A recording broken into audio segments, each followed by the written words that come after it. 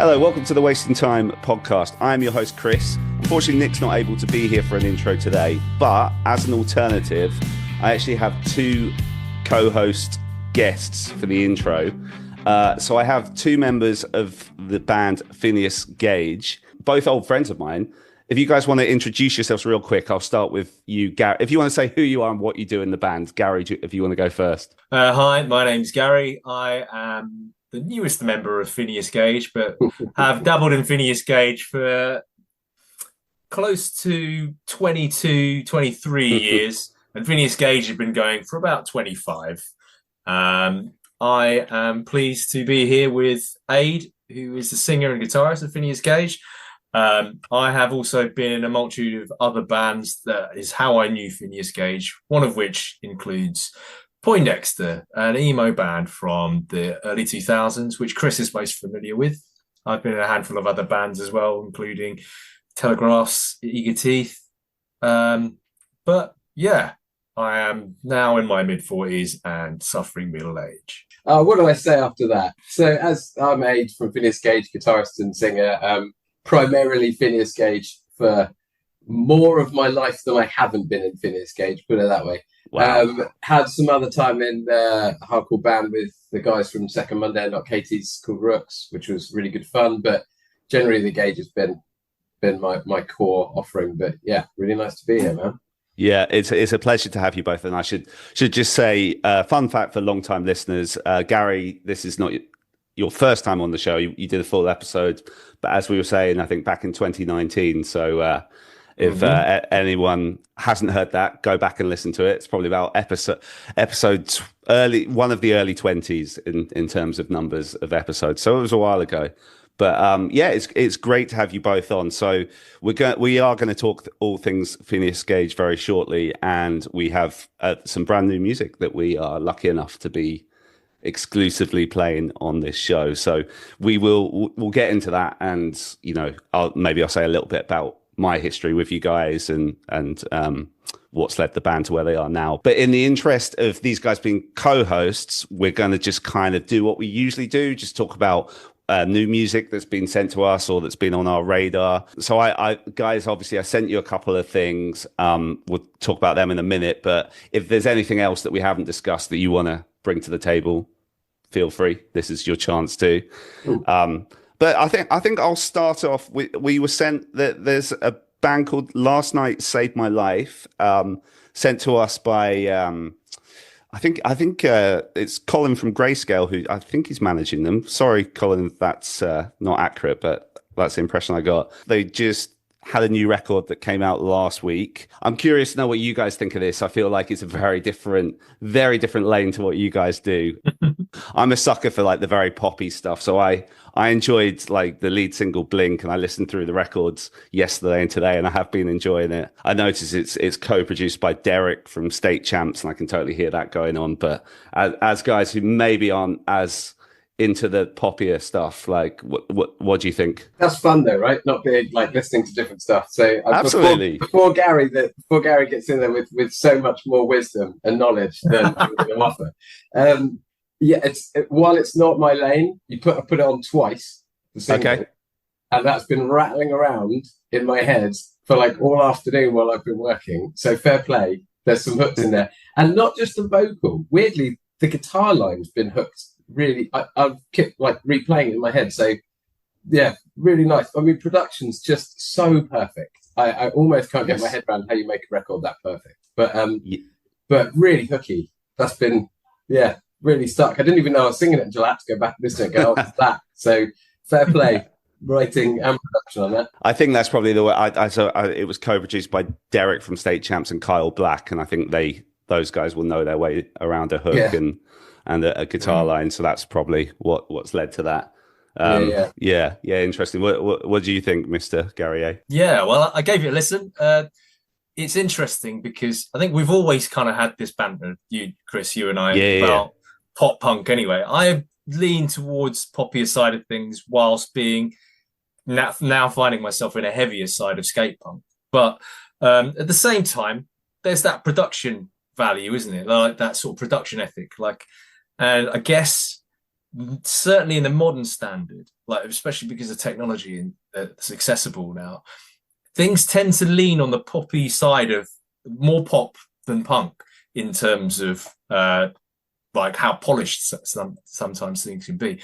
Having said that, though, there's still, like Aid says, hooks. Like, but interesting because, like, so I was listening to that song, Blink, and when it cuts into the verse, it starts doing this little twinkly acoustic guitar line, which is all really similar to the piano line from 1,000 Miles by Vanessa Carlton. Okay. And I was like, this is giving me Vanessa Carlton What in a good way. Yeah, it's a banger. It's an absolute banger. It's great. I fucking love that song. But yeah, and after that, I was just like, I'm in a good mood now because this song reminds me of Vanessa Carlton, 1,000 Miles. And then, earlier today, we were talking about the songs that we've been asked to listen to. And then, Aid, you pointed out like some of it was already on Spotify. So I checked out. I was like, oh, there's a whole album. So I listened to the whole album today. Oh, okay, nice. And, yeah. And like the song Blue Moon sticks out a lot as well. Like, I found myself adding that to my regular playlist. Yeah, that chorus, I was sucked in straight away. Yeah. I mean, like it's super poppy, but I'm not really adverse to super poppy at all. Yeah. You know? So like, but yeah, like it's good. It's got hooks. All right, that's cool. Well, why don't we move on? This is something you suggested, Aid. Obviously, like Propagandhi. I think they've got a new record on the horizon. There was like 3 songs, I think, that were released so far. Obviously, you know, I assume. I mean, maybe we'll kind of touch upon this in a minute, but I assume Propagandhi might be a bit of an influence on your band over the years. I mean, definitely influence, but they have changed so much. Like if you go back to How to Clean Everything and stuff, like it's there's some tunes on there that just kind of not really sure where they lie, and that it took them so long to find their feet, like so long to find their really defined. Today's Empires was like that's when it really hit. Although there's some great stuff before, but the new record weirded me out. I try not to take too much time here, but so At Peace, no chorus as such. And I'm quite a linear kind of guy. Like I kind of like dropping into my chorus a little bit of a middle eight. Gary will roll his eyes at me. But after about four listens, oh my God, I took that to the gym. I must have listened to it like 5 times back to back and got my PB on the running machine. It was it's phenomenal. Interesting. That Peace song is phenomenal. And the lyrics, the whole kind of, but then the one about the cat man one and the one that dropped like yesterday or the day before, they're all completely different. So I'm reserving judgment. It's all amazing, but I don't know how the album's all going to glue together. But that At Peace tune is just banging. Like it's just beautiful. It really is. I mean, don't get me wrong, I haven't listened to the whole record yet, but what's the new single called? No Longer Young. Yeah, that's No Longer Young. Yeah, that's it. So this is the first time I've caught up with Propagandhi in quite a while. I know you're an ultra fan, but like I kind of dipped in and out of Propagandhi. But have you ever seen the documentary A Fat Wreck? Yeah. The one that Fat Mike made. Yeah, because so they go into the genesis of all the bands that fell into the Fat Records, like as it went along. And Propagandhi was like a left field signing because they were considered initially too metally for the sound. Yeah. But like, but they sort of transitioned into almost a signature sound for Fat Wreck for quite a while. Like other bands followed, like Strung Out and stuff like that. But I guess I know what you mean, that they've changed over the years because like they used to be really fucking fast, and then they kind of mellowed out a bit. But the thing is that I was quite excited to hear this new stuff because it's I really love their new guitarist. Like it adds a whole new dimension. They're like amazing. Sorry to sound ignorant here. Is it Sulin who's still their guitarist, or is Sulin since left? Or no, she's still there. Okay, yeah. Because I should know that because we have had Sulin as a guest on the podcast before. Amazing. Who was awesome, I have to say. Man, the audition. I have to say the audition video for that. If you ever get to see it on YouTube, where she's auditioning, it's incredible. So cool. Their faces, it's really cool. And I have to apologise well because they're probably not even that new anymore. No, it's probably like two or 3 years, maybe 10 years or something. Is it 10? Yeah, I reckon. Oh my God. Maybe it might be like 2016 or something. Oh God. And that's just showing my age now rather than anything else. I remember that was yesterday. It does actually feel like it was yesterday, yeah. I consider Propagandhi to be like a legacy band because they've been going for over 20 years.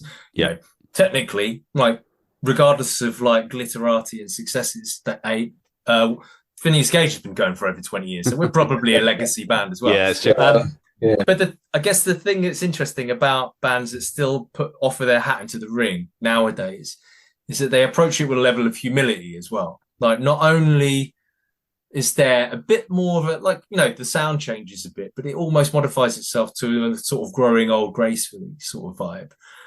But also there's a humility about it as well, because, you know, making way for younger, more diverse bands and stuff like that, instead of trying to just bulk out the same old messages and just not even acknowledge younger acts who are like, you know, this is their time more than anything else.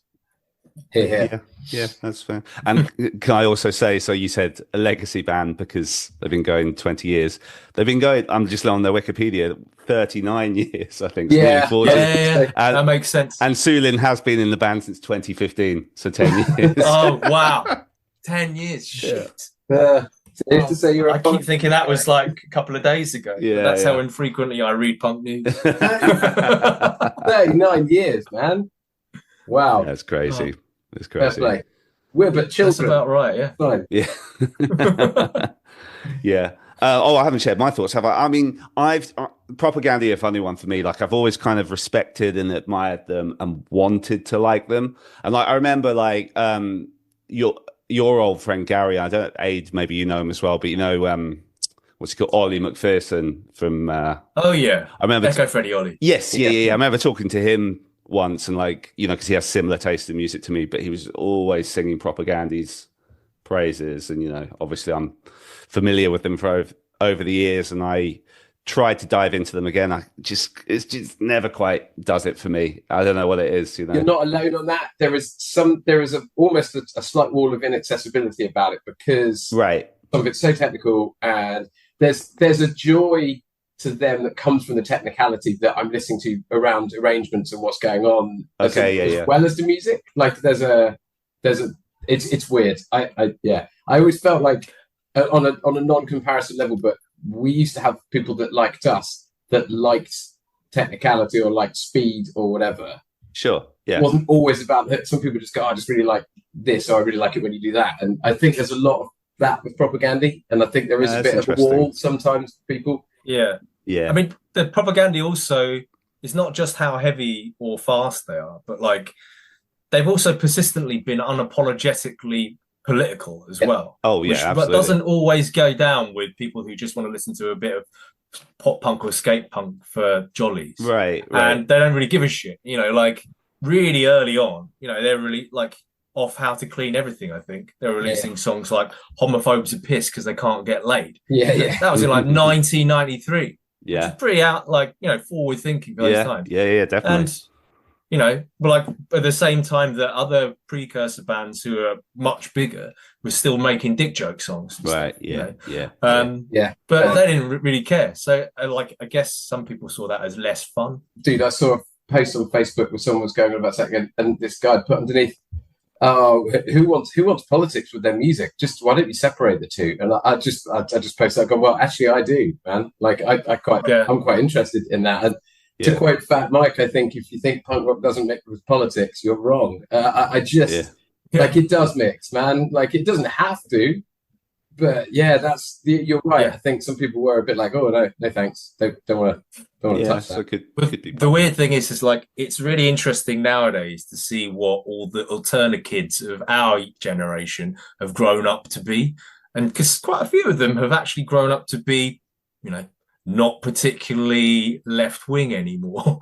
and like, isn't like, have you seen like loads of the sort of recent backlash, bizarrely, against Rage Against the Machine, who have not been around for quite some time? Like, I never knew how left wing they used to be. It's like, are you joking? What do you think the Machine actually is? Honestly. And like today I saw a genuine Twitter advert that has gone viral from some bloke going, guitarist, singer, guitarist, and drummer looking for bassist and second guitarist to form non-left wing Rage Against the Machine cover band. Ouch. And we're like, what are you on about? Like, what did you think the machine was? The washing machine. Dude, and the Che Guevara stuff. I mean, really? Like, they like completely missed the boat. Completely missed the boat. Let's move on to something else we got sent. So I think this comes out possibly tomorrow. So at the time of whenever you're listening to this is probably out. But we were sent some new stuff by the Ataris, which was a mixture of. So it was a new single, but from reading online, I think it's something that's existed as a demo on their band. The songs existed on their Bandcamp for ages, so it's like a new version of this song, and then like a full band re-recording of a single they released in like 2003, and an acoustic version of the same single from 2003. So yeah, and this was all promo for their upcoming records. Aid, do you want to lead on your thoughts on this? I loved is it Car Tape? I forgot what the song was. That was a demo. Car Song. Is it Car Song? Is that what's called? Yeah, and it was something. But and I found actually there's a live version, solo version of that knocking around on Spotify as well. But I was there. Okay, that recording, the one you sent, is awesome.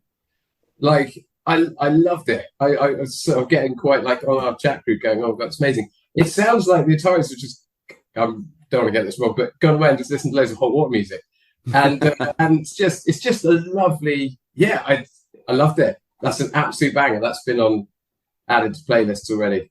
That's really cool. The old version. I wait for the new one, but yeah. Really loved it. Like really felt really genuine. Just hit the right chord with me. Nice. Do you have any kind of hit? Were you bothered about the Ataris? If I'm honest, first you couldn't not be because of the scene that we're in. So I probably know more songs than I could name. If we started playing, we'd be like, oh yeah, and. So totally. They popped up with the weirdest thing.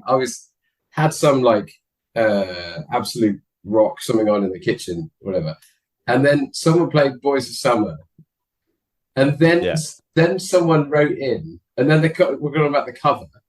And then they had a message on their Facebook group, and it went through this whole thing. So they played that as well, and just got a bit of props for that. So it's just a random punk just sort of appears again, and you never escape it. So history is they were just always part of the background noise, right? For all those early years when we were playing that stuff. So always had time for them, but there's a big gap where I wouldn't have listened to anything, to be honest, just because it wasn't exposed. So no, I really enjoyed it, man. Really enjoyed it. Just for the benefit of your listeners, Chris will already know that I used to have a massive thing for the Ataris. Like the first three albums, I know to me all the back time. to back. That's fine. Yeah.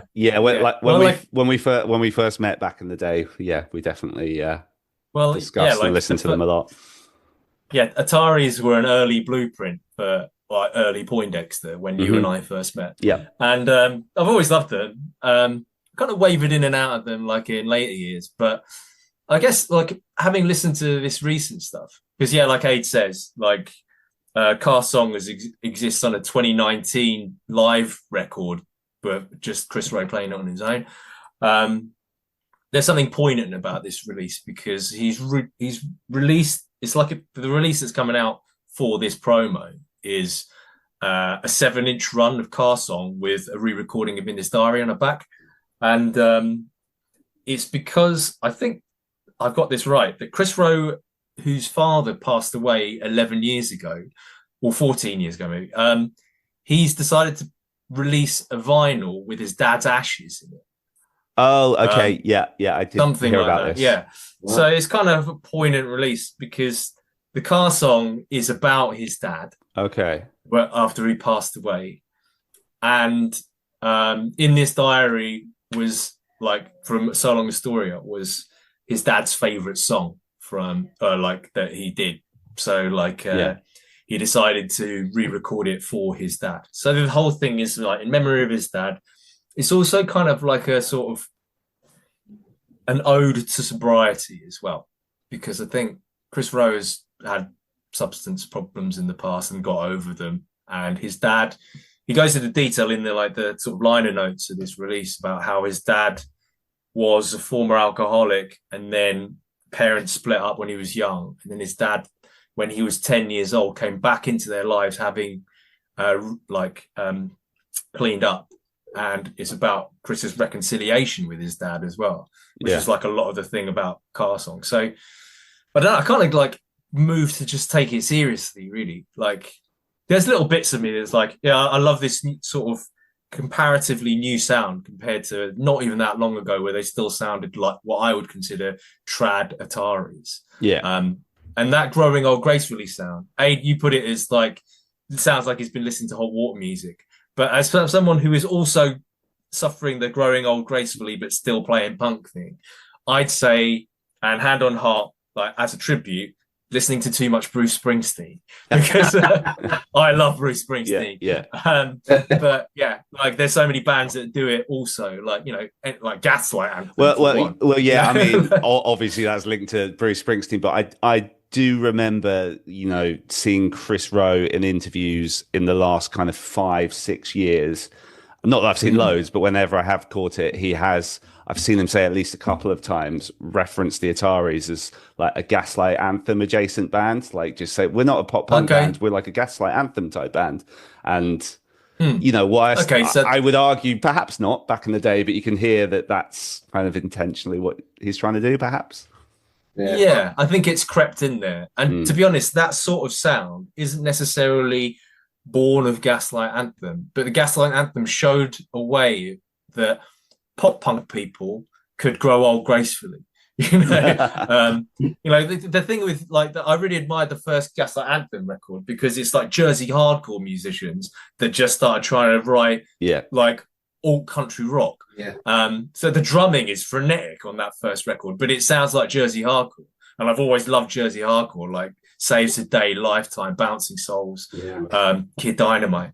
But yeah, like that sound has translated itself well. Like, do you know the Hot Water Music album Exister? When that came out, it's like, well, you guys have started sounding like Bruce Springsteen as well. So there is a lot of it. I do really like the Atari songs that we listen to. The car songs are really good. I like the sort of new twist on their sound as well. If anything, my only criticism, and not even a criticism, is that I wish that instead of re-recording In This Diary, they revisited something from the earlier albums, because by the time they recorded So Long Astoria, they had already been signed to a major. So that album's fairly flawlessly recorded anyway. The new recording of In This Diary is a bit of a moot point. Whereas all those Kung Fu records songs, I would love to hear those re-recorded. Yeah, I agree. I was never a huge fan of In This Diary first time around. So yeah, I would have liked something from a bit earlier as well, you know, from... Yeah, like San Dimas. Exactly. Okay. So like, I am curious to hear what this full length is going to sound like as well. You know, I think it's as Ataris fans often attest, it's been a long time since we've had like a proper full length from them, since that kind of slightly, I would say, misguided one they did in 2007 where they tried to completely upend their sound, and I don't think it did very well. Yeah, I think there's like I think a lot of pop punk bands around that era like tried to. Yeah, there's a few. They went a bit sort of like crazy with this sort of British rock sound that was coming out of the indie scene in England. Yeah, they all got haircuts and little leather jackets and started trying to follow. Yeah. Like that Midtown record that came around the same time. It's like, this doesn't quite suit you. Sugar Cult did the same thing, I seem to remember. Yeah, there was a few. Yeah. Well, funny enough, like Sugar Cult and Ataris share is it a drummer? No, I think it's Marco. He's the guitarist in Sugar Cult. He's the original guitarist of Ataris. Yeah, I think so. Anywhere But Here. Yes, I believe so. We did have him on the show many years ago, and he did tell us about that. So I should remember better, really. But not to constantly big up Brighton bands or anything like that. I don't really even know this band. Like, I think the last time we did the podcast, I gave a leg up to my friends in All Better and Hangman and stuff, which I'll continue to do, but very briefly. But one thing that kind of popped up on my radar that is the of Wasting Time podcast which is a bit of a guilty pleasure of mine because I love Paramore. There's a band called Orchards from Brighton, whose latest record, they used to sound really mathy, and I know in passing one of them, but then their latest record, I just heard it on the radio and I had to get it, and like it sounds like the third Paramore album. So really? Fourth Paramore album, not the self-titled Paramore album. It's really polished, and like a lot going on, and like it's got really heavy on the production.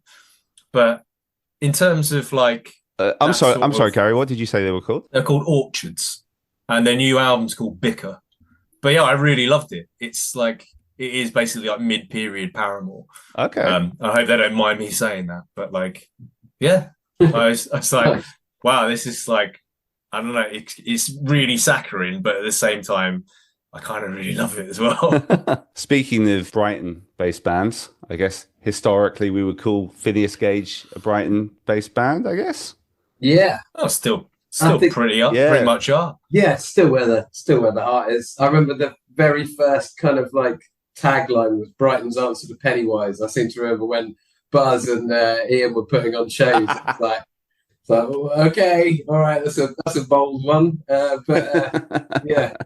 So yeah, it's a strange town to be in a band with. The scene was quite a challenging scene back then. Really, really good. But obviously such a melting pot of so many absolutely stuff, you know. And my first experience of you guys was it was the first night I met you as well, Gary. I think you were both playing with Not Katie's at the Railway Inn in Winchester. Amazing. And I remember, obviously I spoke to you, Gary, that night. It was the first time we met. I don't know if I met you one-on-one that night, but I remember talking to, was it Damo who was it? So this is back to Damo. Yeah, he was the original singer, right? Yeah. Amazing.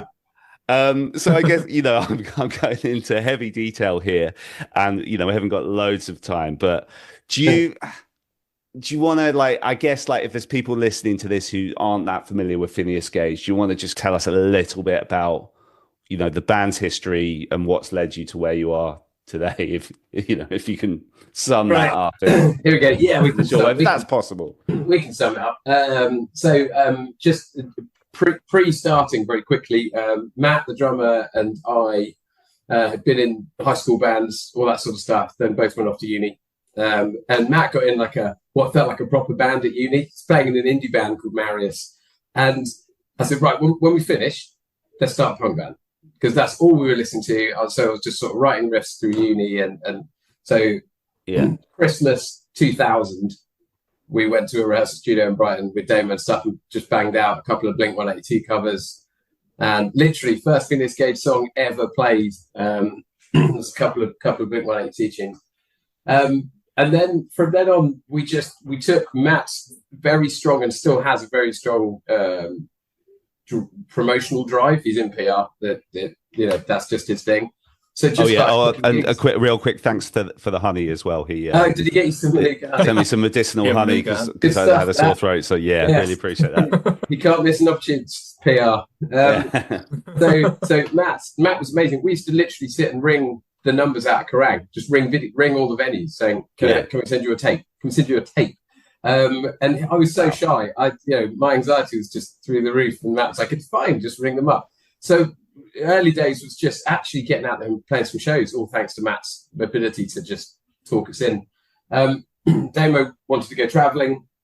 It was a really emotional sort of scene, actually. I still remember that. But he left to do that, and I stepped into the role. And I'd been doing backing vocals, but pretty nervous about it all, to be honest.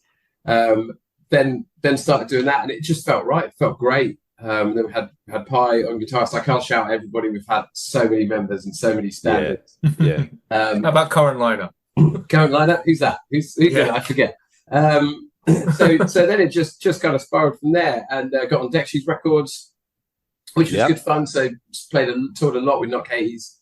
Obviously Failsafe back in the day and stuff. Did a lot of time with Poindexter and a lot of the Brighton guys, and just carried on through. Then Carlos from Right Hand Clyde joined. He was David Decci's band as well. 3 records. Did a lot in Europe, a lot in Germany, Luxembourg, Austria, Red Lights Flash, all that sort of stuff was really good fun. But always been lovers of what is now, I suppose, a really trad genre of just that double time skate punk. You know, we were brought up just, it's no effects, it was Lagwagon, it was Bad Rally, it was that sort of stuff. But then, of course, all of those other influences dropping in, and all of the pop punk. I mean, I'm a huge Green Day fan still. Just without that, I don't think I ever would have shifted into playing punk rock. And then, I mean, Potted History in the middle of that is toured relentlessly. Like Matt clocked it, 150 shows a year for a couple of years, I think we were doing. Which was savage and tough, actually, just in terms of of lifestyle and maintaining relationships and of course trying to do all that sort of stuff, and then kind of finished hiatus 2008, something like that, I think 9, and then it was time to take stock and take a break, and Matt and I didn't talk music for a good few years, and then it was great because Gary, we started chatting about stuff, and it's been a really slow kind of organic, because you played bass for a while, Gary, in your this is going back. It's going way back. 2002, I think. I was playing bass. Gage, when you're between basses. Everyone has a turn in the Gage. But and then it's just been this lovely. I won't talk too much about the newer sort of approach, but it's been a lovely kind of thinking back about playing music rather than the relentless side. But you know, that scene, that culture of touring until you break, was a massive part of. We just did all of it. Constant. It was pretty hardcore, but great fun. Did some cool stuff. I mean, if I could jump in a little bit here, just to add to what you're saying, Aid, is that like part of what happened with Phinius Gage, which led to the hiatus, was how grueling that touring schedule really was. Because it's taken its toll on everyone's families and like partners and things like that. So everyone had a break, but like I guess the energy behind reforming and starting playing shows again to begin with was that we want to do it again on our terms, you know, like not just play until our fingers bled like all the time. We're all like there's 10 children between us in this band. And, it's like Daddy Warbucks or something. But we're not as frivolous to like just jet off in a van and sleep on people's floors anymore, but it's just about bringing back in on our own terms. And even like when we come to the point of like doing more music again, you know, the four of us now, like Aid, me, Matt, and obviously Mike, who Aid forgot to mention. I didn't do the current lineup yet. We weren't that bit, but we're going now. So, but current lineup, Mike's been in the band since like a long time. 2000. It must have been 2002 after you did that stint. So Mike is certainly considered long time. But I guess the idea being is that like coming to record new music again isn't as daunting as it used to be, because you know we have finances relative to what we can actually afford, and you can afford quite a lot these days because you know the technology is accessible now, and we've got experience in being able to make records. Like between us, we've like had plenty of time in studios. Like I produce part time as well at home, so I guess it's kind of come a lot easier than it used to back in the day. I think, and go on, Gary. There was quite a struggle in terms of like what we were going to write about to begin with. But it's almost like a gift, really, that how fucked up everything is now. Plenty to choose from. There's plenty to choose from. Man. The rage is just. The love of playing has always been there, but it became work. Nice. And so is the record? Is there a full length that's done, or are you kind of on the way? So we're kind of. Again, it's on its way. So what we've sent to you already is first 1 or 2 tracks. Like we're releasing one on Lagwagon Day, which is May 16th, right? Okay, a track called Masquerade, which we will be listening to in a minute, listeners. Yes, and it's in lieu of basically us incrementally recording a record again at our own pace, because you know the 10 kids thing comes back again, and we can't just drop everything and run into a studio straight away. But you know, if people are patient, hopefully like the rewards will be there. And then I'd say within the year, you know, we will have a full length out. Amazing. But we're working with Daily George at the Ranch in Southampton. Yeah, I saw that you said that. Done quite a lot of UK pop punk stuff. And again, gonna say he's a hero. Making Friends, All Better, Hangman, to name a few that I'm most familiar with. Yeah. But yeah, he's basically an absolute legend in the studio, and like could just almost coughs out a sound that's perfect to us like straight away. Yeah, amazing. It's been great. Shout out to Making Friends again. They're amazing. Yeah, guys, I think that's perfect. I really appreciate you both stepping in and doing this, and it's been a pleasure to talk to you both after so long. Should we finish by one of you kind of just setting up this single Masquerade that, as you say, Gary's coming out on May 16th, Lagwagon Day? I like Gary's. I was going to say I like Gary's interpretation of. So I wrote the lyrics and everything, but I enjoy. It's nice to have another view on it. So Gary, you shoot, man, because I think it covers it really nicely. I guess Masquerade to me, from what everything Aid has explained and looking over the lyrics, my interpretation of it is kind of, I guess, the susceptibility of being drawn into the what I call a YouTube rabbit hole of conspiracy theories, of alt-right leanings, anything from like anti-COVID stuff to I don't know, like hostility towards like immigrants and things like that. But it's quite a lot of it I see coming from being disenfranchised with communities, and then just pouring your life into the internet and just finding confirmation bias after confirmation bias of unsubstantiated facts that just drags you further and further in. Yeah. And it's almost like quicksand, Yeah. And that's the reference to the tar pit that won't let you go. It is just, I had to remove Facebook from my phone because I was getting into all this stuff, trying to sort of correct people and say, don't think like that. It's okay. And there's a fear and use of disinformation to disenfranchise people and damage beliefs and science, and all of the other stuff is terrifying. And as a father of a daughter and a son, it really worries me. We didn't have that when we used to, and now it was a genuine, born out of a genuine fear and maybe a little bit of a exasperation, and I don't know how to fix this. But I guess there's something really frightening about it as well. Like being all four of us have sons, and like, for want of an example, like, I don't know if you caught the show Adolescence that everybody's been talking about lately, Chris.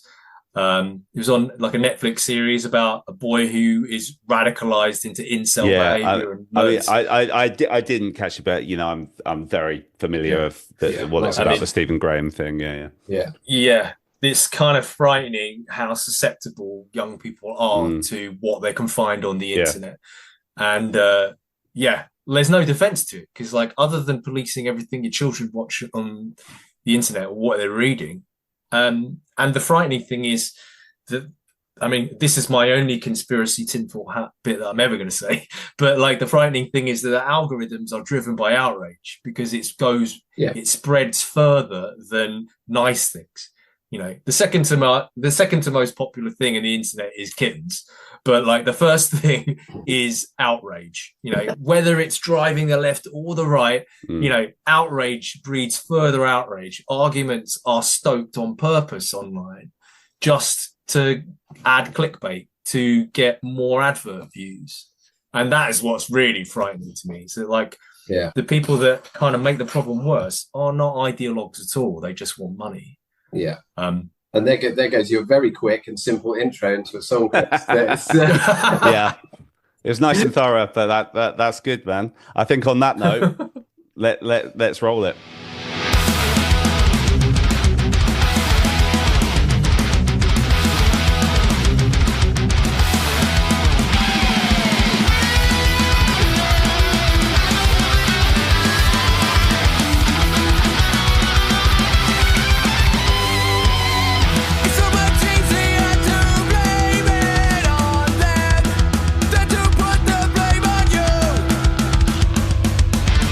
This is something you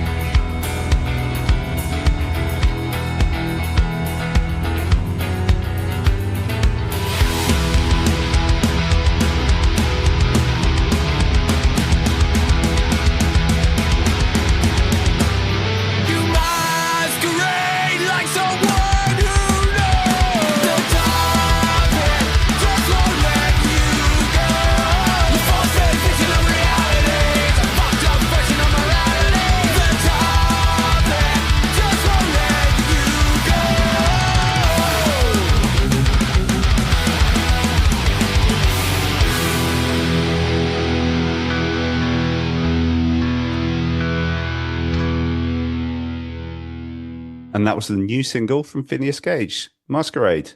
Big thank you to my old friends Aid and Gary for stepping in and doing this intro and talking about the band. That was an absolute pleasure.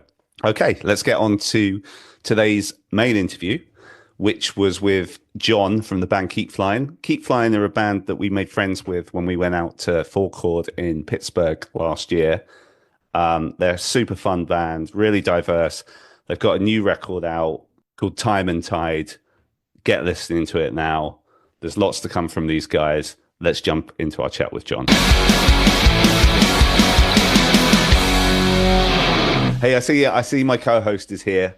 Nick, I was just saying to John here, and I don't know if this was the case for you in Four Chord, but I think John was like the only Keep Flying member that I didn't cross paths with there and meet properly. I don't know if that's the same for you. Yeah, I think so. Just saw you struggling on stage with your backers. Yeah, you see? Yeah, that's what we were just talking about. And you know what? Maybe that works out then for the best, that for today it is me and we get a different, I guess, a different conversation. It will be a completely different conversation from whatever it was with Peter. I can tell you that for certain. I guess talking about Four Chord as well, I know Rishi has literally just dropped another little teaser for this year. They've announced the location, and all the comments from his 2 teasers over the last couple of days are about the Carry Furnace. Right. Like being like a nightmare last year for everyone, and they're really pleased where it is now. Do you remember the environment, or you just how could I forget it? But I'm not going to complain about it because I also thought it was awesome. You know, I understand for Patreon. I mean, again, for me, the experience was so different because I was on stage with a cane and then backstage in the tent. I didn't really get to do much. I did at some point have to kind of slowly meander through the crowd to the merch area, and it was just mud.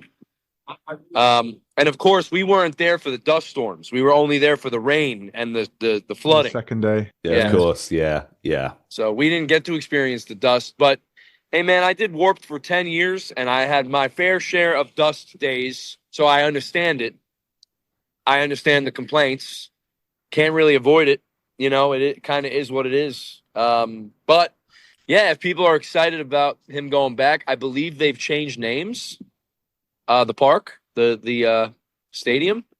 Right. My thing said EQT, I believe. So I don't know. I'm not a Pittsburgh guy. I'm not sure, you know, if they've rebranded that stadium or what, but I'm sure people will be stoked because I love that venue, that location.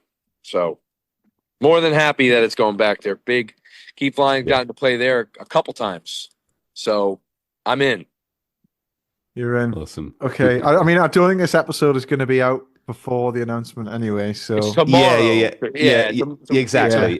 He teased it on purpose, but yeah, he got Blink. You know, that's the headliner. That's the headliner. Absolutely. Come on, he teased it. He did that on purpose. He wouldn't have done anything if he didn't want people to know. You would just not do that. You know what I mean? He wanted people to know. It's his favorite. It's Rishi's favorite band. So he finally got him, and he got authentic Blink as well. So hey, I'm happy for him. Rishi in the last few months has kind of taken Keep Flying as a client under his. Yeah. He's told me that. So he manages you guys now. Yep, right? He's doing management for us in Driveways, and of course his own band, Eternal Boy. And you know, he's been as involved as he can be, helping me out with certain things. This last couple weeks, no, because admittingly so, he's been busy with this. And I think some bands he was just locking in at the last minute, going back and forth with agents and such. Yeah. So, you know, I'm happy that he's on the team. And because I saw like, end of the month, and it's like, very lucky to have him because I respect him, and I stand with just about all of his ethics and beliefs. So, it's a no-brainer. Absolutely. Taking this back a second, obviously you and I were talking about this a little bit before Nick joined the call, but can we just talk a little bit about like your life outside of Keep Flying? So you mentioned to me that you're calling us your you're on the road working for Wheatus at the minute. I did also notice you did the Bowling for Soup tour in the UK recently as well. I saw you on their social media. So is that kind of like what your life's like when you're not touring with your own band? 2009, I was removed from my old band, and in that moment, of desperation, I got a great call from a friend from a band called The Lost for Words, who, Boston pop punk, and they were like, why don't you come out on the road with us? And so in 2009, I started working for bands, and I did that pretty much until current. I kind of let go of the idea of being a musician, like a touring musician, and really got excited about following a career in merchandising, teching, and then tour managing, and combination, of course, of all of these for a lot of the tours, going from bands to bandwagons to buses, going from the DIY spaces to arenas and everything in between, and then Keep Flying. I was asked by Henry to start a band when I was 30, which was like no.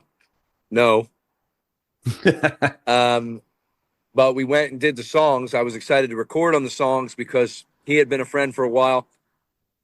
And in the studio on recording the first record, I was like, never mind. These songs are too good. They remind me of what I was doing when I was touring full-time as an artist, and I want to do this kind of music. I miss doing this. And so I, decided, never mind, let's do the band. Let me be in the band from the jump. And of course that spiraled because now Henry and I, and Peter too, but Henry and I are, the only members from the beginning till now. When was the beginning? Sorry, how long we came back? So we recorded in early 2016, and the record came out. Follow Your Nightmares was the first record. It came out May 23rd, 2016. So next year will be the 10-year anniversary of the band's inception and first record, which is actually seems fake. It seems crazy to me that this has been 10 years this band's existed. It's actually hard for me to fathom. Yeah. Now that said, as with my personal life and work life, 2016 through the pandemic, I was still working for the bands. I was still touring full time, tour managing, work for this band, work for that band, take a random gig here, doing merch gigs on the side, doubling down as a seller. And then coming out the pandemic, Keep Flying did our first tour back, and it was the absolute best tour I've ever done. And then I directly went into a tour managing, and it was the worst tour I've ever done. Oh, really? Okay. Yes, with the most amount of negativity, unmotivation, and complaining that I've ever dealt with for people who, just like me, just wanted to get back to work. And then once we were back to work, it wasn't the best conditions. The cases re-spiked. There was a lot of annoyances with trying to do a lot of these rooms. Ticket sales were not great, but ultimately it was like, we're still grateful to be here. And it really crushed my spirits on wanting to continue to help other people live my dream. Now, that has, of course, dissipated, and I've gone back to, in between the Keep Flying touring, filled my time with people who respect my time and value what I bring to the team. And in just the last year and a half, 2 years from going out on the road with Bowling for Soup and Less Than Jake, me and Jarrett became really great friends. I was already friends with Rob and Gary as well. And they asked me on the tour we did with them for their record in the States. I was playing sax on a song every night. Jarrett was, of course, they're much bigger in the UK. He wanted to have the sax over there. So we came up with a way to make it make sense where I could work and help them with content, which is something that's new to me. And that was really successful this past February. And then Wheatus, Brendan, and more importantly, that's the wrong word, not more importantly, but with all due respect to friendship, me and Matthew, the bassist, have been friends since we were 15. We've never toured together. We both went on a touring career. They were on that tour in the UK, and it kind of came up while we were there. They needed somebody to help out on the road here for their anniversary tour, and it's the exact dates that I had off. And I've, like anyone, I've been experiencing burnout, but I told myself this has never lined up before. I better do it while I have the opportunity because it might never happen again. And so here we are. We're week one of their 25-year anniversary to their self-titled album. Nice. The album with Teenage Dirtbag, of course, with others, the rest of the songs. And I'm out here with them having a great time while rolling out everything in front and behind the scenes for this Keep Flying full length and, everything that follows that, merchandising and touring and promoting and content, etc. And it's really no stress. It was no stress in the UK with Bowling for Soup, and it's no stress here with Wheatus. And I'm really rejuvenated on the career side of the industry that I was a little burned out on. And I'm realizing now it was mostly probably some of the company that I was keeping versus the actual job itself. Again, no shade, just change, change.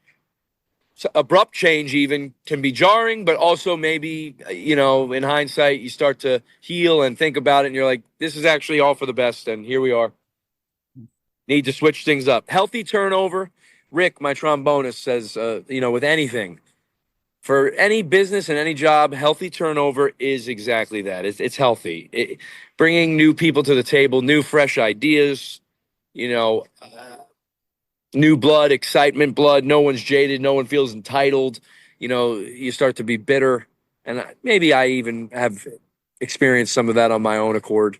But yeah. So I tour pretty much.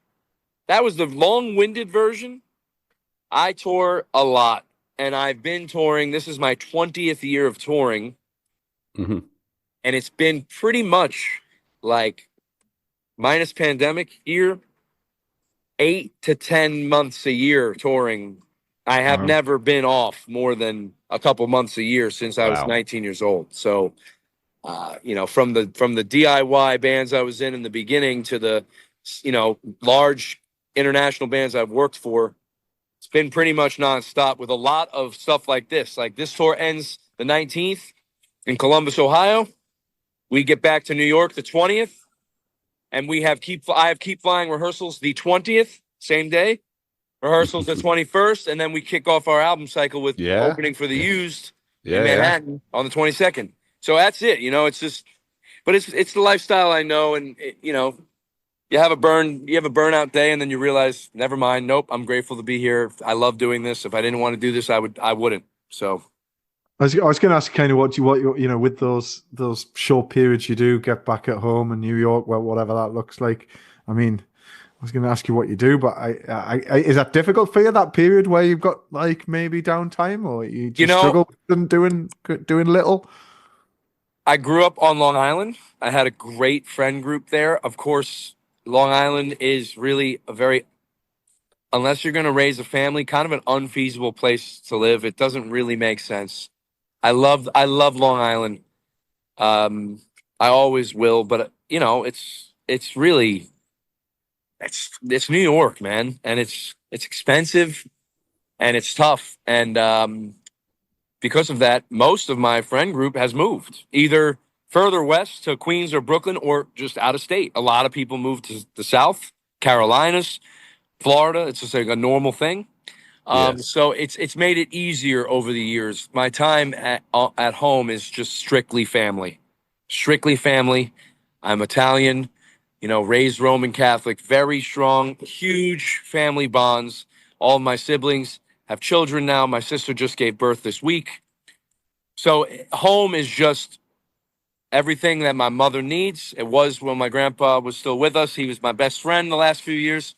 Everything he needed help with while he was still with us. So it's easy now. It's very streamlined. I go home, I recenter with the family, I spend time with my siblings, my mother, and all my nieces and nephews, and the 3 or 4 people that still live there that I'm friends with. We maybe get dinner, but that's it. It's recharging. It's just recharged with family. It's very streamlined, and I'm grateful for that. It's exactly what I need. Even 2 days of that will hold me over for another 2 months. You know what I mean? It brings my heart some peace. Beautiful. Yeah, I would say all the extracurricular hobbies outside of music that I used to have definitely taken a deep back seat because I'm just so driven to do the keep flying thing. Like, I don't know if it shows, but I bleed that. Like, that's it. That's what I'm fully invested. You know, if I had chips here, this would be all in hand for the last post pandemic. My hand has been all in every single every single round. Just I'm all in every time. Yeah, I mean, you guys have definitely got a good reputation from like a live perspective, like your energy and everything you put into it, kind of on stage and what have you. But I guess going back to like the history of the band a little bit, getting together 10 years ago, what was like, what did you set out as a band in terms of what you wanted what your sound was? Was it kind of punk rock with horns? Was that your ambition? Like how did it all start and form like in those early days? I'll give you I'm a talker, but I'll try to make it the quick way. Henry and his brother had a band called Survey Says, and they were really like that last in that era, because it's come back again now, but in that era of ska bands, they were kind of the last one who were getting the support tours with the Real Big Fish and the Goldfinger and, the kind of the young guys going for it, doing the 200 plus shows a year, which is exactly why I respected them, because I had done that with my old bands in the generation before that.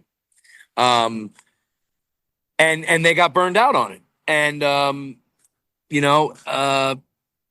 there was, personnel changes and people in that band got burnt and musical changes. And Henry was, kind of venting to me because he, didn't want to stop, but knew that there needed to be some change. And he came to my house one night, he brought these demos. And you know what? I told him, well, what's being said? Like, oh, well, the ska stuff. I'm like, look,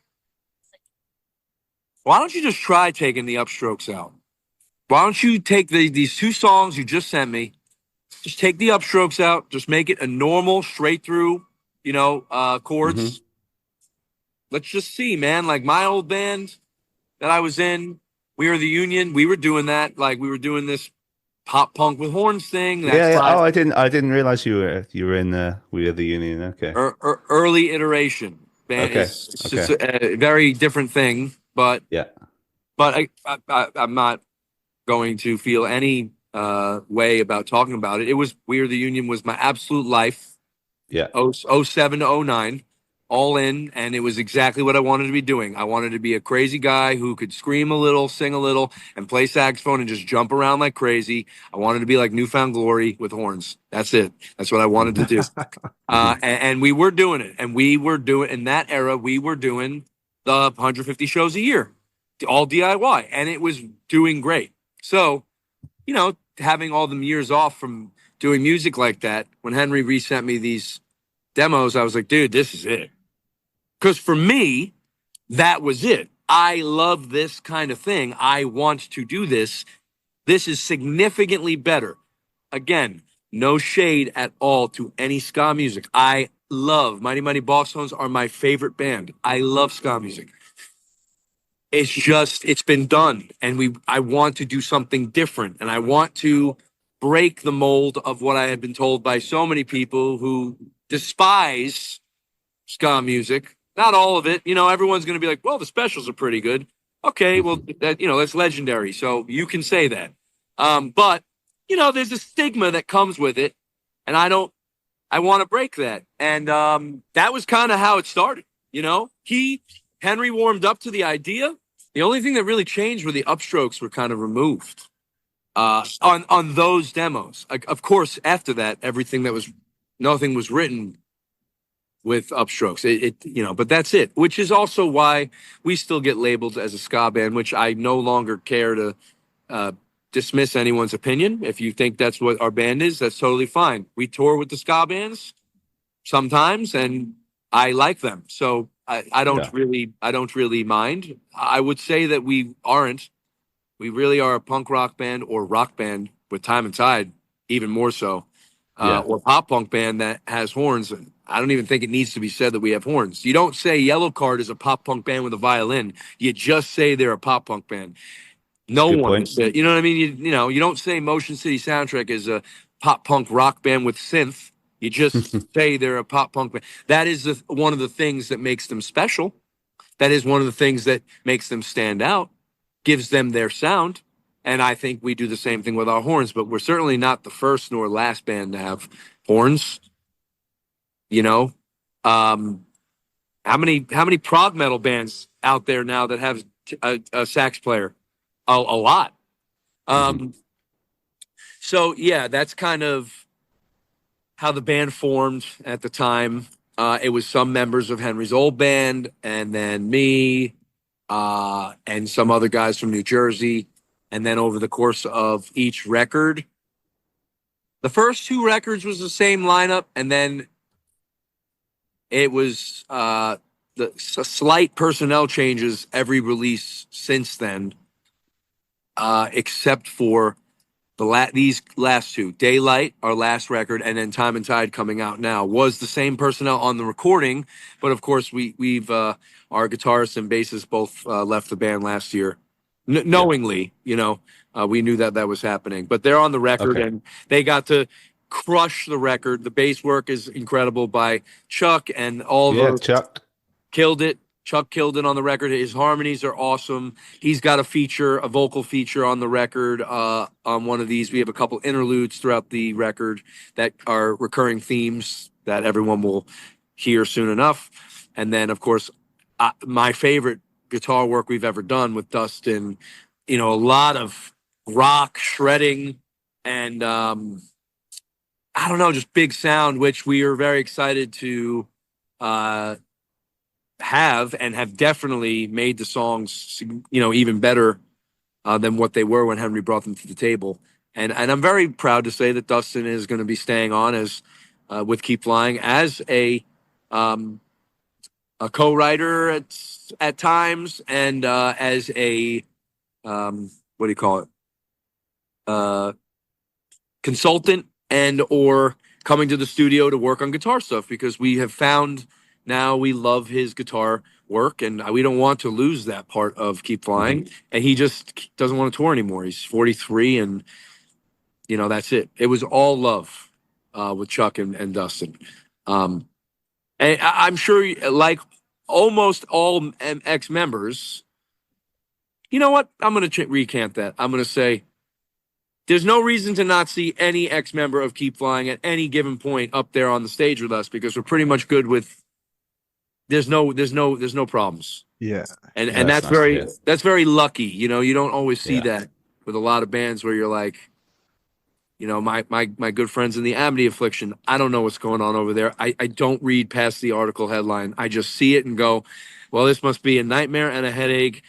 They're dealing with this kind of break, personnel change, and it's not so pleasant, and nobody wants to see it, and it's no one's business, and it becomes everyone's business, and I feel bad for everybody, and it's just it's not what you want, and I'm blessed to not have to have any trauma like that when it comes to the Keep Flying personnel.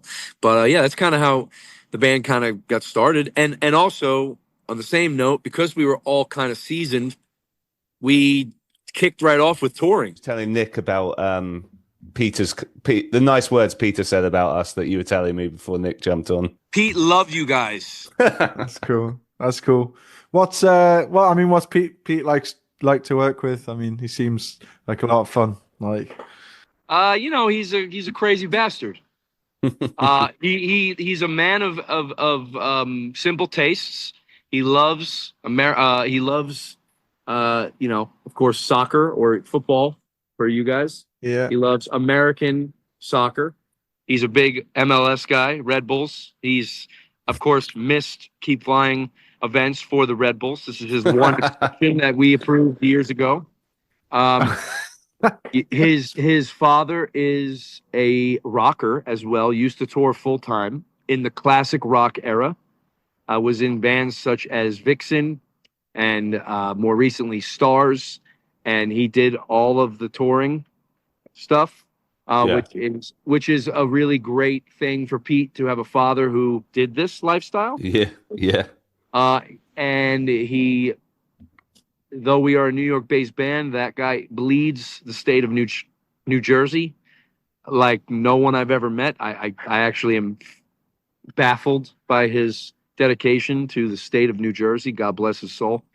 But he is the life of the party, and he brings such joy to our camp and to the people that we are around, because he is, with all due respect, and he is somebody who just doesn't. Can I curse on here? Yeah, of course. Yeah. Curse away. He doesn't give a fuck. He calls it how it is. And I think that's very important to have from somebody, because I am someone who try to, maybe see all sides of something, and try to be. And it's not that he's not a reasonable person, but he is someone who can shoot it straight. And sometimes you need that, and I appreciate when he does that. Yeah. Oh, I appreciate when it's like, no, that was wrong, and there's no real other side to this. It was wrong. It wasn't right, and I don't think we should work. Or I don't think we should play this venue again. They treated us like shit, man. They treated us like shit. Like, you know what? I thought about it. You're right. We went out of our way. It doesn't happen too often, but like anything, people are people. People have a bad day. They wake up on the wrong side of the bed. They bring it to work. It happens. We know. We all do this. But yeah, he's. I love Pete. I told him to his face, if you ever left Keep Flying, I don't know that I could do the band anymore. So I think that goes, just that statement alone stretches pretty far as to his character and his ethic and dedication. I just pray to Christ that he never decides, never mind. Yeah. I that would be awful and impossible, actually. I can't see it without him. He is Keep Flying. Peter has been Keep Flying since the beginning. And what is like non-Keep Flying life for the other boys? I know Henry has a young family, doesn't he? And like, Henry's married. He lives in South Carolina. He works for AKT Enterprises, which is a very massive merchandising company out of Orlando and Las Vegas. So he is working full time, both off and on the road. He never stops working, which I respect. We're on the road. He's in the van on his laptop, dealing with all his clients and sales. Merchandising sales. And because of that, his personal life, he's got his friends in South Carolina, and him and his wife are still avid, concert attendees. They're involved in their community at home a lot. And I think that's really awesome. Cool. When it comes to both social and some political climates. So I love that for him and them.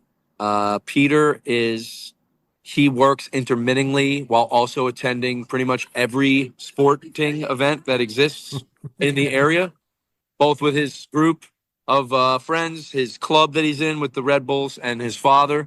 And again, he's a simple guy. He likes to be home. He likes when we're off, he likes to be home. He doesn't want to really travel, again, unless it's a sporting event, in which case I'll see his location. He's in Cincinnati at some game. I'm like, oh, okay. So, we drove here overnight. We're driving back right after the game's over. I'm like, that's crazy, but I love that. And then Ricky lives out in Denver. He moved from Buffalo after, growing up in Buffalo. And he works for Live Nation, actually, as pretty much everything guy. He's in ops, and he has become like the guy for Live Nation Denver, working all of the rooms. And pretty much plug and play whenever we're off the road. / he also tours with some bands doing merchandise. He works for KK's Priest right now, and they're like kind of being busy. They're coming over to the States a lot. So he's been doing that. So he's kind of in the same boat as I, working the music events at home and also on the road. And then he lives out there, and So right now, the four of us, I was in Nashville. I moved back to Long Island. So it's Long Island, North Jersey, Columbia, South Carolina, and Denver, Colorado. So it makes pretty much gathering impossible, It's very spread out. it's very planned. We did just meet up right before I left for this to start rehearsals and to, film some more content and shoot some more music videos for the record. But we have to plan everything out. Everything needs to kind of be bookend with either a tour or something like this nature. You know what I mean?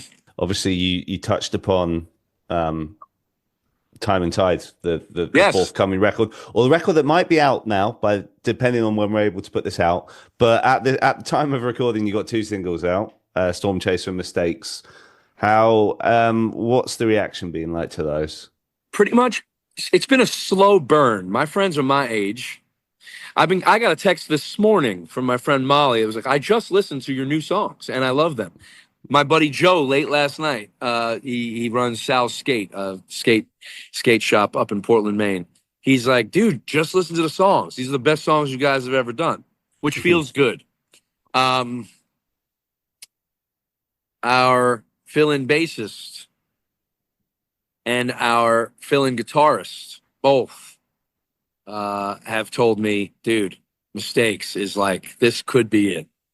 And we felt that when we were working on the songs with our friend Luke Granerid down in Nashville. We led with Storm Chaser because we ultimately decided the Storm Chaser, we needed a good palate cleanse from the Daylight Cycle.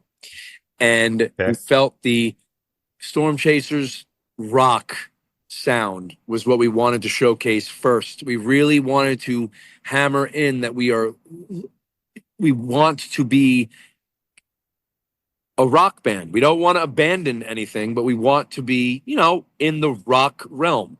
There are pop punk songs on the record. There are punk songs on the record, but even those ones, they still kind of have gravitated more to rock music as a very blatant, vague terminology.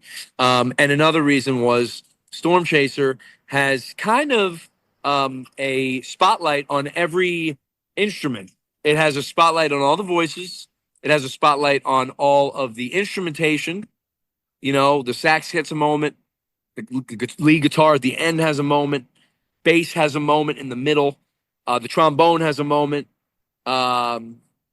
Chuck got to sing on there. Henry, of course, is our lead singer. And I had these big, I'll just call it what it is. They're one of my favorite bands of all time, but Linkin Park and, of course, Chester, who's one of my idols, trying to emulate a little bit that, not on purpose. Over the years, I've been told more and more that is kind of the vibe that I give off. I didn't see it at first, but I'm flattered every single time I'm flattered to hear that. But it's like this big erupting ending. It's like a storm, and the response there was like, whoa, this is the new Keep Flying. This is just different. The production was different, bigger. Music video, real video, bigger. Not that our videos in the past weren't real, but like you have created an actual dust storm. It looks like Dune meets Tatooine. What is this? Visual was great. It seemed that everybody was like, yeah, we can get in on this. And then Mistakes came out, and it was like immediately even better response than Storm Chaser. It felt like people did have the whistle and singing part at the end stuck in their head. It's both songs are under 3 minutes, and I feel like we did a great job releasing some songs that they come in, they hit you, and they leave before you've lost interest, and perhaps it's looped and it's already on time, second time through, and you're like, all right, I'm in. I certainly haven't gotten any bad feedback. No one has told me anything. I haven't read, and I'm the one on all the socials. I haven't seen one backhanded or shit comment anywhere. Not so. I again. There we go.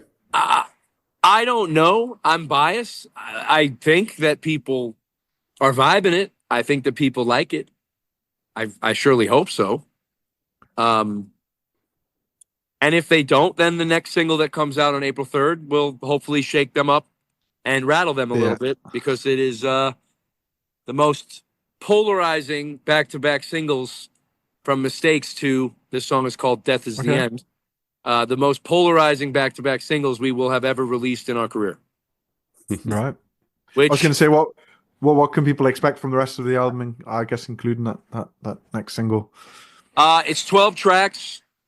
There are 3 tracks on there. Like I said, Regret, Forgive, and Forget, that feature Henry, myself, and Chuck, that are micro songs with a recurring theme to the title track. I don't need to put this together for people. They'll do it, but I say it because I'm proud of it. Time and Tide is the last track of the record, and it is the title track, of course, which it all culminates there. And a listener who has listened from front to back will be like, here it is. This is where we're getting to. There's a bonus track, of course, called Finn, which is the end. We've labeled it as bonus track in parentheses because we are in the year 2025 and people simply need to be told. But the record does end with Time and Tide. We have it on there labeled because though we have CDs, this track would have been in 2005. If you skipped 7.5 minutes at the last track, you would have been oh, there's a song here. Can't do that now. To emulate that digitally, it's nearly impossible. You don't want to have dead space on a track. Like, that sounds like a nightmare. So we put it out, and people will see why, and I don't need to say any more than that, why it was be considered a bonus track. Lost Springs, Wyoming kind of kicks the record down, and that's another rock song, punk song. Delusional is after that, which is more true to form, Keep Flying pop punk.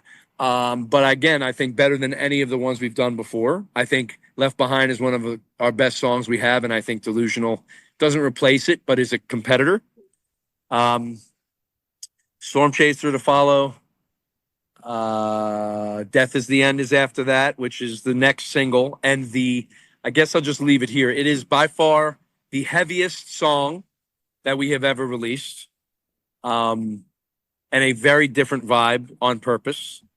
We want this record to take people on a little bit of a roller coaster where they are not confused about genre, but they're like, wow, these lads touched many corners of rock music.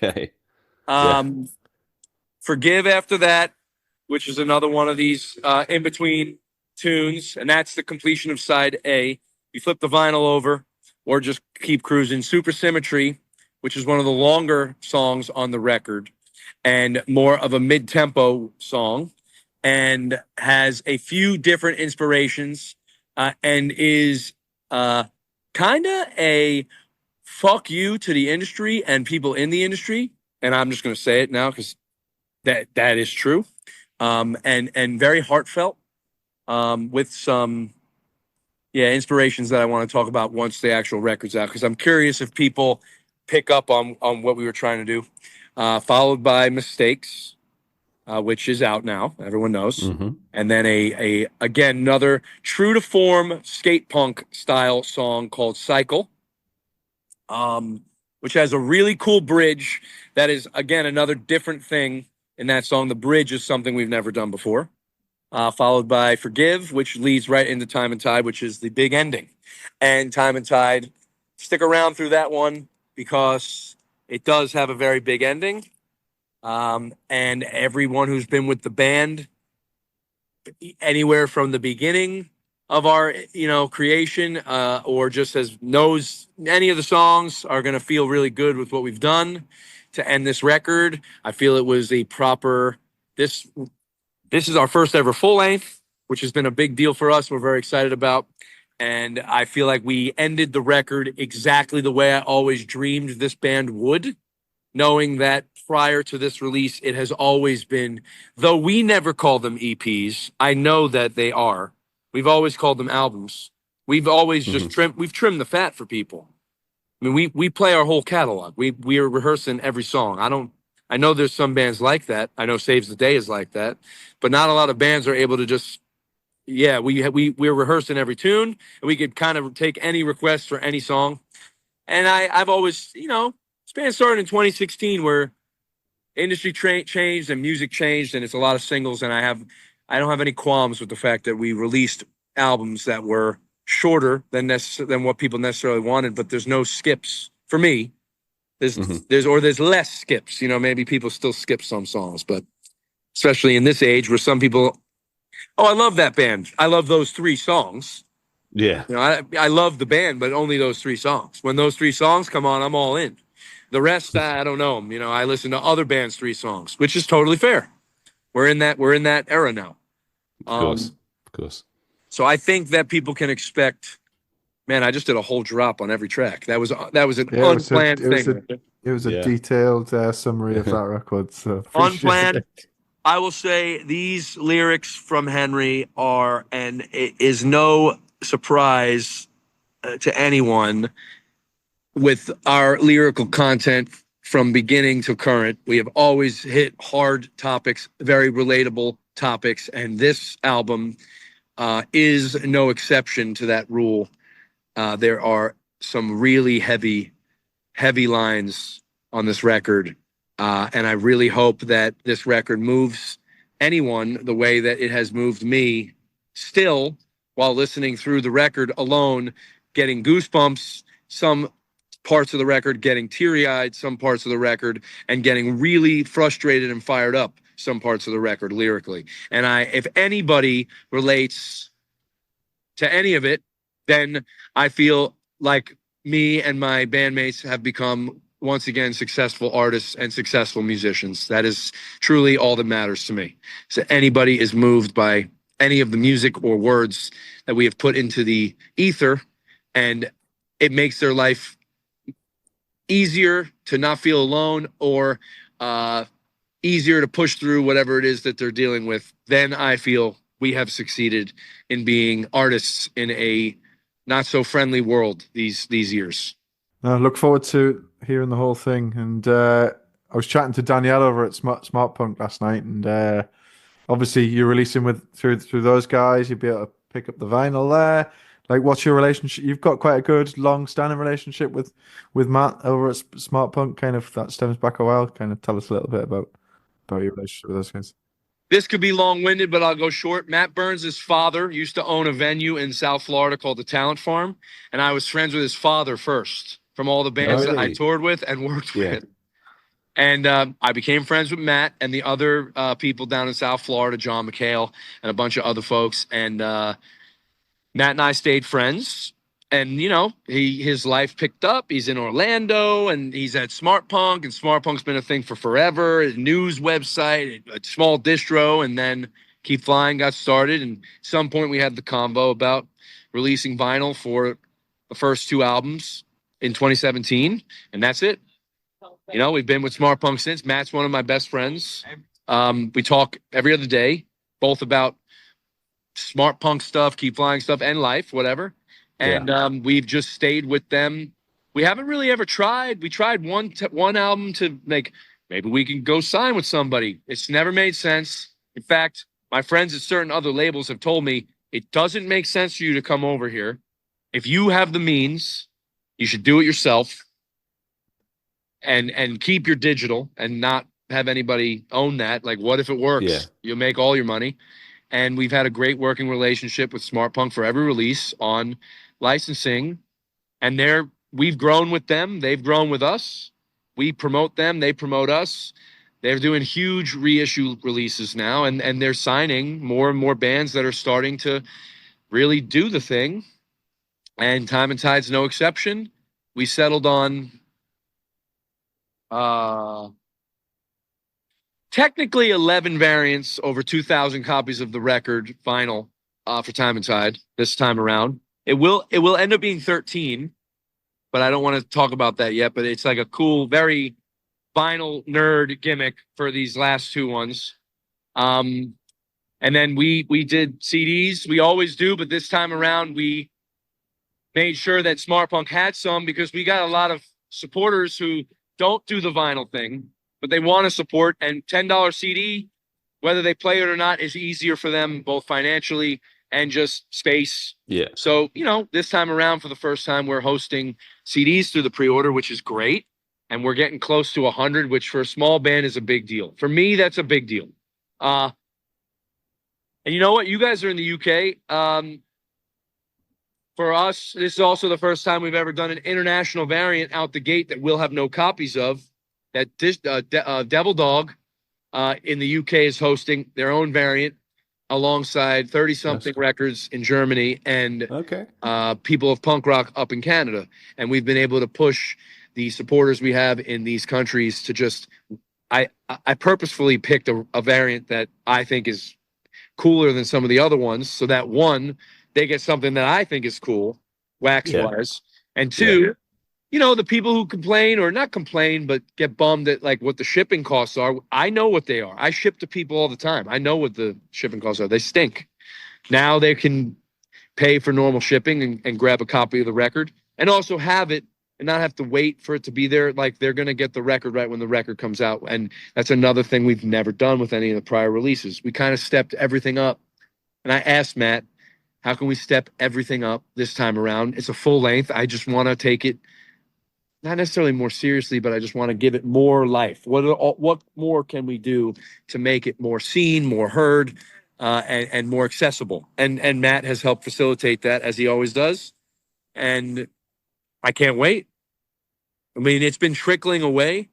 I think I looked this morning and we're at like 30 copies of the Smart Punk ones left, which is, we've always done 3 out the gate via Smart Punk, 3 variants. We've always had leftover when the record drops. At the moment, I have to assume with the release of one more single, Death is the End, April 3rd, between now and sometime after that, those will be gone. And that's another milestone for our band. Yeah, congrats on that. You know, again, I don't want to shoot myself in the foot, but I'm praying that it happens. I'm begging so that we can have our first full length. It was also the first time we ever pre-sold out 3 variants of a vinyl and had to launch another variant in the pre-order. Like, that is so cool. And anytime I see bands with the graphic where it says sold out, sold out, sold out, like Pure Noise, a lot of the bands, they'll sell out. I'm like, man, I want that. I want that to happen for Keep Flying. And it feels like it's going to happen. So that's cool, man. I'm pumped. When we were over at Four Chord, we were talking to Pete and Chuck about this, but obviously we mentioned before that you guys have been in the UK. I don't know how many times you've been over, but like you kind of, you pay attention to the UK. What's your experience of the UK being like? Do you have like any favorite spots or any memories that have stood out? So some of the members of, like, I've been to the UK so many tours, mostly working, you know? Some of the KF members also have had experiences in the past, but most not. Keep Flying's been over twice. We are already confirmed to be coming back this year with Time and Tide. Confirmed. Fantastic. It's being worked on now. It will be in August, and I'm very excited to hit the ground in the US between April and July, and then include England and Wales and Scotland and hopefully Ireland, fingers crossed, in our release schedule of the record, because we value the UK as much as we value US cities. Our experience, I would say, one of our favorites is John O'Gaunt, ye old John O'Gaunt up in Lancaster. We have been treated so well there, and both times the shows have been absolutely insane. And it is another place that we know a lot of the British bands don't go. And I'm like, it's a cool city and a cool scene, and where we love it there. Of course, London has also been very kind to us. Glasgow has been very kind to us. Wales in general, we've had a good experience. Grantham is our hub, though I broke my back there. My best mate lives in Grantham, always has. And so we feel a connection to Grantham. It's just happened by default. So we always make sure to have a Grantham DIY show. One time it was this outdoor event. Another time it was my buddy's tattoo shop. We just did it in the tattoo shop. So that was really a badass thing. I have a greater appreciation with some smaller places due to conversations with Wheatus, since I'm on tour with them right now. As you guys know, they go over there and they play 47 shows in the UK, which is, I think, no other band ever on one tour.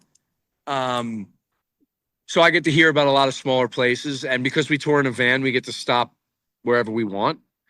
And yeah, I am very, very happy that we were able to figure out coming back so soon and so quickly after the record comes out, so that everyone in the UK will be able to get to come out and see the record the same way anyone in the US will. That's great. You know, we would love to, hopefully, with this album, expand to mainland Europe. You know, we know that our band would do well there. It just hasn't worked out. We're still DIY in many facets of the band, and so we're really at the mercy of other people wanting to help us and help bring us over. But UK, we've started building now, and even on that Bowling for Soup tour I was working, I had a lot of conversations with people who were already aware of the band and just saw me and knew me from Keep Flying, and that felt really, really great. That's cool. Really great to have that kind of energy. And have you got any ideas how many dates you're going to be doing over here? Have you got an idea of that yet, or is it still in the works? Yeah, I think it's good. So we're playing the same guy in Grantham. He's getting married our Labor Day weekend, that first weekend in September. So we know we're having like professionally booked by an actual agent shows like mid-August, like 8 to 10 shows, but we're not going to go home and come back. So we're going to have to book another 10 shows in between. So that way, you know, so I would imagine it's going to be something like 2 to 3 weeks. Okay. You know, and that's exactly the way I want to do it, because I don't have plans yet to come back, and I want to make sure we've given everyone who wants to see us, you know, we play small places like Lincoln, Peterborough, like, we had success there. If it's an option, I'd like to go back. You know, those people aren't necessarily willing to drive the half an hour. They, you know, in fact, I know they won't. And that's totally fine, you know?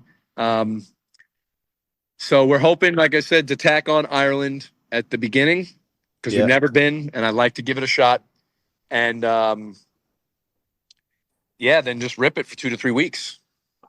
Well, that's cool. That means, I mean, so there's a fair chance that both of us, because we're in separate. So I'm near Kingston, outside of London. He's up in Newcastle. So I'm sure we'll both see you. Both of those will happen.